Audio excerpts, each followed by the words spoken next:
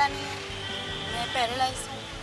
आज 2017 में मेरा एक्सीडेंट हुआ है, तो मैं बेड पे बैठ नहीं सकती, बैठे भी ना रह नहीं सकती, मतलब काम करे बिना मैं बिल्कुल नहीं रह सकती। मेरी मजबूरी है कि मैं मेरी बच्चियाँ पाल लूँ, और घर के कोई है नहीं, ना पीछे से सपोर्ट करने वाला, ना फादर हैं वो खुद मजबूर हैं, ब्रदर हैं वो छोटे हैं, वो सब मैरिड हैं, खाने को 2 रोटी दे देगा कोई, ऐसी ज़रूरतें हैं वो नहीं पूरी कर सकता कोई। इसीलिए मेरी मजबूरी है, मेरी जवान बेटियाँ, उनको हर चीज़ चाहिए। मैं 10 रुपए के लिए हाथ नहीं फैला सकती किसी के आगे। सबसे बड़ी यही मजबूरी है, मेरी बेटियाँ हैं, मैं उनको बेटों से बढ़ के मानती हूँ। अगर मेरे घर के भी बेटियों के लिए ऑब्जेक्शन उठाते हैं तो मैं उसके लिए लड़ती हूँ। आज भी उनकी यही थिंकिंग है कि लड़कियाँ कमज़ोर हैं। मेरे लिए मेरी लड़कियाँ कमज़ोर नहीं। मैं आज भी मेरी लड़कियों को 10 बजे बाहर निकाल दूंगी ना घर से, उन लड़कियों को डर नहीं लगता।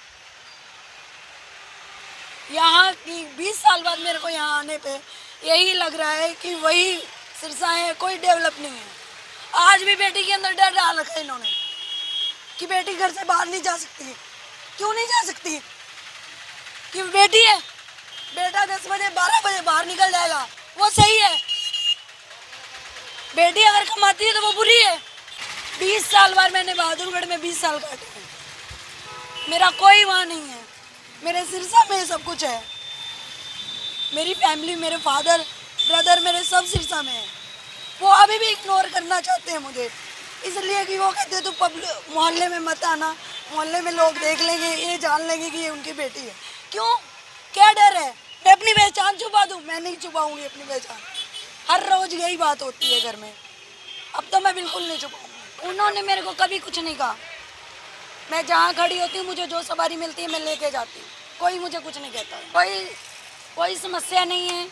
समस्या ये होती है, थोड़ा कुछ लोग ऐसे देखते हैं कि औरत चला रही है, तो पर मुझे शर्म नहीं लगती है। चला रही हूँ, मेहनत कर रही हूँ, भीख तो नहीं मांग रही। भीख मांगने से, अभी कुछ दिन पहले की बात है, एक गाड़ी वाला रोक के 20 रुपये मुझे दे रहा है। मैडम, मैं आपसे इम्प्रेस हुआ, 20 रुपये तुम मुझे दे रहा है, तू मेरी सवारी पे बैठ, तू मुझे 20 दे चाहे 10 दे, वो मैं लूँगी। मैं भीख मांगनी होती तो मैं बैठ के मांग लेती। वो तो तू मुझे भीख दे रहा है, तू मुझसे इम्प्रेस थोड़ा हो रहा है कि एक लाचार को 20 रुपये दे दो, हो गया, तुम कर दोगे पूरा मेरा। वो 20 रुपये से मेरा पूरा नहीं होगा। मैं जब तक 500-700 रुपये घर लेके नहीं बढ़ूँगी, मेरे बच्चों का गुजारा नहीं है। मेरे को 2 साल हो गए, 2 साल तो मैंने बेड पे काटे हैं। बेड पे तो मैंने 8 महीने काटे हैं। वैसे मैंने लोगों में घरों की रोटियां भी बनाई हैं, जाके टिफ़िन सर्विस भी किया है। बहादुरगढ़ के अंदर मेरा टिफ़िन सर्विस था, सविता तनीषा के नाम से, मेरी बच्चियों के नाम से मैंने कर रखा था, वो चलता था। बैंकिंग वाले लेते थे, सब लेते थे। मैंने अचार का काम भी किया है, वो भी चला। ये लॉकडाउन होने के कारण सब काम बंद हो गया, सब अपने अपने घरों में चले गए, कोई आया नहीं वापस लौट के, तो इसलिए मैं परेशान हो गई। तो इधर किसान आंदोलन चला था, तो यहाँ के लोग कुछ गए थे वहाँ पे, तो वही जो आप अब पूछ रहे हो, ऐसे ही उन्होंने सरदारों ने मुझसे पूछा है, आप कहाँ से हो बेटा, आप क्यों परेशान हो रहे हो?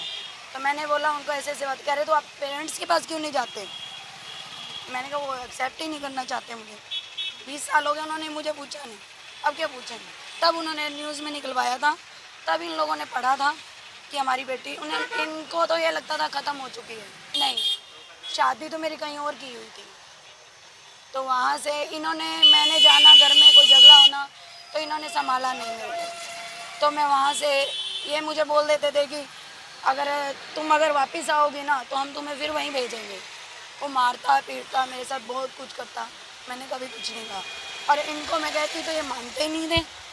नहीं मानने की वजह से तो इन्होंने मेरे को ये बोल दिया, हमारे घर पे मत आना, तुम मर जाना, बच्चों को लेके कहीं चली जाना, आना मत। एक हमारी मौसी जी थी, उनकी कहावत थी।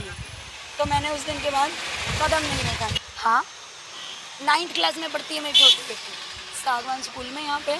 बड़ी बेटी को मैंने ग्रेजुएशन करवा रखी है, स्टेनो कोर्स करवा रखा है, ITI से पढ़ी लिखी है। एक बेटा भी अब तो है। मैं बस यही चाहती हूँ मेरी छोटी बिटिया पढ़ जाए, उसकी अच्छी स्टडी हो जाए, वो कहीं सरकारी जॉब लगे, बस, और कुछ नहीं चाहिए।